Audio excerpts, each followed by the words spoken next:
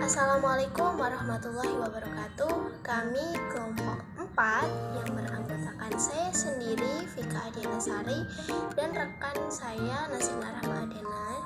Di sini kita akan membahas mengenai toksikologi, terkhusus toksikologi pestisida. Apa itu toksikologi? Apa itu pestisida? Kita akan membahas semuanya.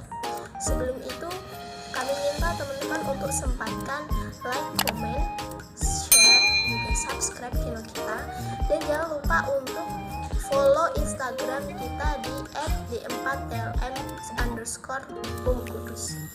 Oke, kita lanjut ke videonya. Assalamualaikum warahmatullahi wabarakatuh. Perkenalkan, nama saya Nasina Rahma Adena dan rekan saya Vika Adiana Sari.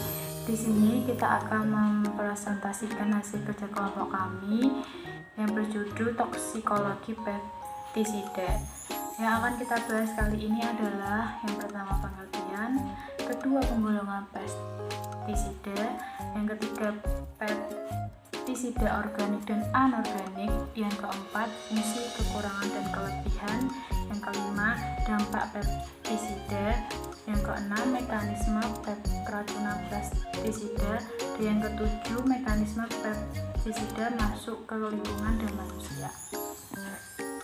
Yang pertama, pengertian toksikologi merupakan ilmu yang mempelajari pengaruh merugikan suatu zat atau bahan kimia pada organisme hidup, sedangkan pestisida berasal dari kata pest yang artinya hama dan side berarti membunuh. Toksikologi berperan dalam berbagai bidang kehidupan, antara lain dalam industri, makanan, seperti penggunaan pestisida. Penggolongan pestisida. Yang pertama ada insektisida. Pestisida, khususnya insektisida, merupakan kelompok pestisida yang terbesar dan terdiri atas beberapa subkelompok kimia yang berbeda, yaitu insektisida A. Organoklorin. Organoklorin merupakan pestisida yang bersifat persisten, dapat terbioakumulasi di alam, serta bersifat racun pada manusia dan makhluk hidup lainnya. Organoklorin bersifat tidak reaktif, stabil, memiliki kelarutan yang sangat tinggi dalam lemak, dan memiliki kemampuan degradasi yang rendah. Senyawa-senyawa organoklorin antara lain adalah organoklorin, klorinate hidrokarbon, atau sebagian besar menyebabkan kerusakan pada komponen-komponen selubung sel saraf atau selawen sel, sehingga fungsi saraf terganggu. B. Organofosfat. Golongan organofosfat sering disebut dengan organik fosfates, fosforis, insektisida, fosfohates, dan fosforus ester atau asid ester. Organofosfat dikenal sebagai senyawa insektisida yang sangat toksik. Daya racun atau toksisitasnya berkisar antara kurang toksis lingkar dada 50 pada tikus besar, 4000 mg per kilogram berat badan, hingga sangat toksis lingkar dada 50 pada tikus besar, 2 mg per kilogram berat badan. Mekanisme masuknya pestisida organofosfat ke dalam tubuh antara lain melalui kulit, mulut, saluran pencernaan, dan bernafas.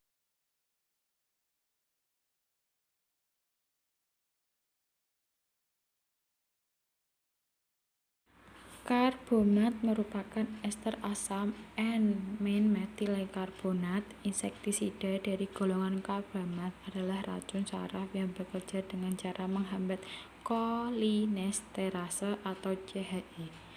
Jika pada golongan organofosfat hambatan tersebut bersifat irreversible atau tidak dapat dipulihkan, pada karbonat hambatan tersebut bersifat reversible atau dapat dipulihkan.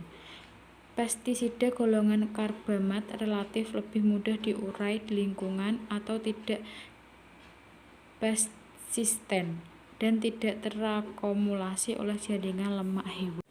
Yang kedua, herbisida. Ada beberapa jenis herbisida yang toksisitasnya pada hewan belum diketahui dengan pasti.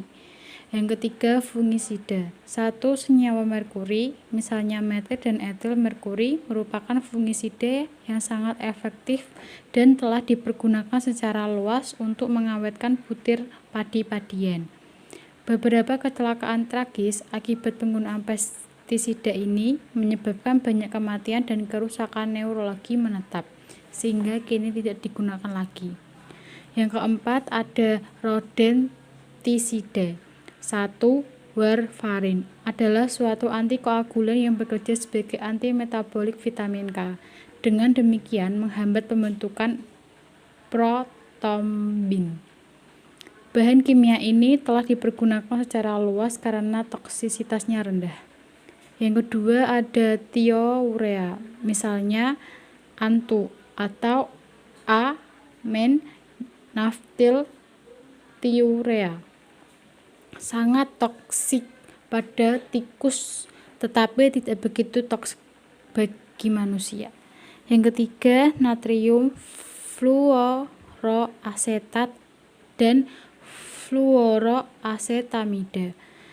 Bersifat sangat toksik karena itu kedua zat ini hanya boleh digunakan oleh orang-orang tertentu yang mendapat izin. Kedua toksikan ini bekerja menghambat siklus asam sitrat. Yang kelima adalah fumigan. Sesuai namanya, kelompok pestisida ini mencakup beberapa gas, cairan yang mudah menguap dan zat padat yang melepaskan berbagai gas lewat reaksi kimia. Dalam bentuk gas, zat-zat ini dapat menembus tanah untuk mengendalikan serangga-serangga, hewan pengerat, dan nematoda tanah. Banyak fuminga, misalnya acrylonitrile, klopikron, dan etilen bromida adalah zat kimia reaktif dan dipergunakan secara luas dalam industri kimia. Beberapa fumingan bersifat karsinogenik seperti etilen bromida 1,3 dikloropropen.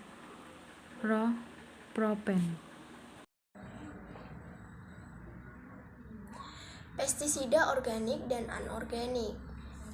Pestisida kimia terbuat dari bahan-bahan kimia atau sintetik.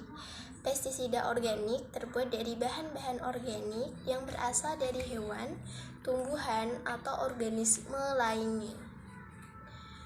Pestisida sintetik terdiri atas pestisida anorganik dan organik. Pestisida anorganik terdiri atas garam-garam beracun seperti arsenat, fluorida, tembaga sulfat, dan garam merkuri. Adapun pestisida organik antara lain organoklorin, heterosklerik, organofosfat, karbamat, dinitrofenol, tiosianat, dan sulfonat. Kekurangan pestisida. 1. Hama menjadi kebal atau resisten. 2. Peledakan hama baru, resurgensi, penumpukan residu, dan terdapat bahan kimia di dalam hasil panen. Kelebihannya yaitu 1. Digunakan secara praktis, efisien dan efektif, mudah didapat, tidak perlu keahlian tinggi, dan pengendaliannya dapat dievaluasi. Dampak pestisida. Semua bahan kimia pestisida secara umum menghambat proses metabolisme penting suatu organisme. Oleh karena itu, pestisida dianggap sebagai senyawa yang bersifat toksik. Pestisida yang digunakan pada lahan pertanian sebagian atau bahkan seluruhnya akan masuk ke dalam air sehingga mencemari perairan. Dampak negatif penggunaan pestisida telah banyak dilaporkan dalam berbagai penelitian. Dampak tersebut dapat berupa ketidakstabilan ekosistem, adanya residu pada hasil panen dan bahan olahannya, pencemaran lingkungan dan keracunan, bahkan kematian pada manusia. Organofosfat adalah insektisida yang paling toksik di antara jenis pestisida lainnya dan sering menyebabkan keracunan pada manusia. Termakan hanya dalam jumlah sedikit saja dapat menyebabkan kematian, tetapi diperlukan lebih dari beberapa miligram untuk dapat menyebabkan kematian pada orang dewasa. Mekanisme keracunan pestisida. Pestisida dalam tubuh dapat meracuni manusia melalui mekanisme A, mempengaruhi kerja enzim dan hormon, yaitu dapat menonaktifkan aktivator sehingga enzim atau hormon tidak dapat bekerja. B. Merusak jaringan karena pestisida menginduksi produksi serotonin dan histamin sebagai hormon yang memicu reaksi alergi. Mekanisme pestisida masuk ke lingkungan dan manusia.